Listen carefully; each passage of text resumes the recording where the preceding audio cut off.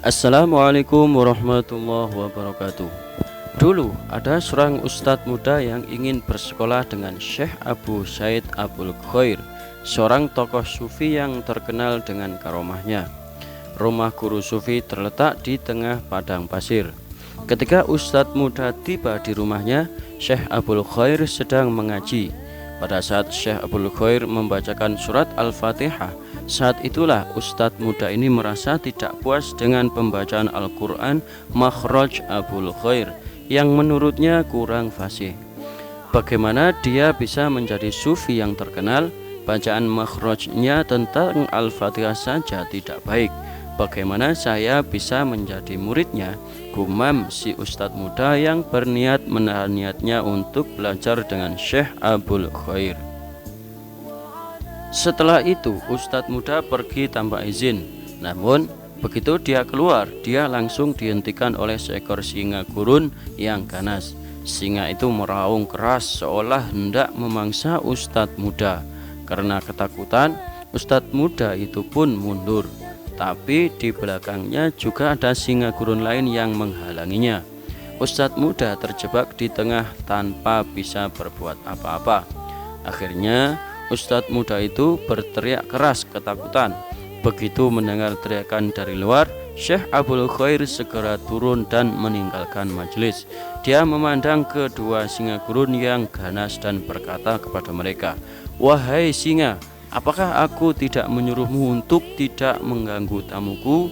Sungguh ajaib, kedua singa yang awalnya terlihat liar kemudian duduk di depan Syekh Abul Khair. Sufi Abul Khair kemudian membelai telinga kedua singa itu dan menyuruh mereka pergi. Setelah kedua binatang itu benar-benar lenyap, ustadz muda itu pun tercengang. "Bagaimana Anda bisa melakukan singa liar seperti itu?" tanya ustadz muda. "Anak muda, selama ini saya sibuk memperhatikan urusan hati saya. Bertahun-tahun saya mencoba untuk mengontrol hati saya agar saya tidak punya waktu untuk berprasangka buruk terhadap orang lain.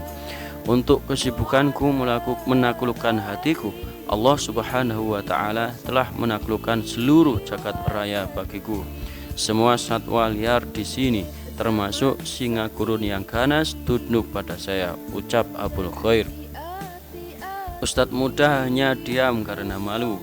Namun di sisi lain, ia mengagumi karomah yang dimiliki Syekh Abul Khair. "Anda tahu kekurangan Anda, anak muda?" kata Abul Khair. "Tidak, guru," jawab ustadz muda itu. "Selama ini kamu sibuk memperhatikan hal-hal eksternal hingga hampir lupa memperhatikan hatimu. Oleh karena itu kamu takut dengan seluruh alam semesta," ucap Abul Khair. Ustadz muda akhirnya mengurungkan niatnya untuk pergi. Dia menetapkan hatinya untuk menjadi murid Syekh Abul Khair. Demikianlah kisah hidup seorang wali yang tidak lancar membaca surat Al-Fatihah. Walaupun Syekh Abul Khair tidak fasih membaca surat Al-Fatihah, tetapi beliau lebih memperhatikan urusan hatinya. Bertahun-tahun Syekh Abul Khair terus mencoba untuk mengontrol hatinya agar tidak punya waktu untuk berprasangka buruk terhadap orang lain. Semoga kisah ini bisa menjadikan pelantaran kita untuk menjadi orang yang lebih baik lagi. Amin amin. Allahumma amin. Wallahu a'lam bishawab. Wallahul muwaffiq ila aqwamit thoriq. Wassalamualaikum warahmatullahi wabarakatuh.